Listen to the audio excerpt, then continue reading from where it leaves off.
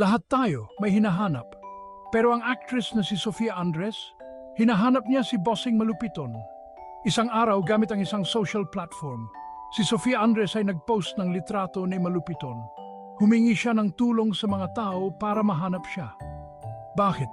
Kasi may special siyang request at gusto niya magpa-picture kay Boss Malupiton. At sinabi din ng actress na crush niya ito.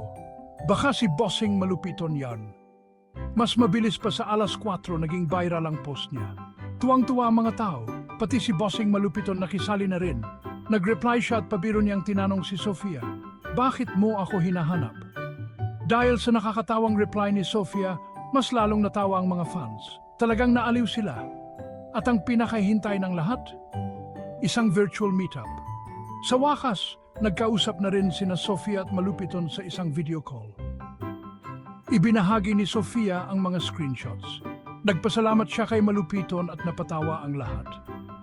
Ang buong pangyayaring ito, patunay lang na kayang paglapitin ng social media ang mga tao sa mga hindi inaasahan at nakakatuwang paraan. Kaya, sa susunod na may hahanapin ka online, gayahin mo ang actress na Sofia. Gawin mong masaya, magaan at nakakaaliw.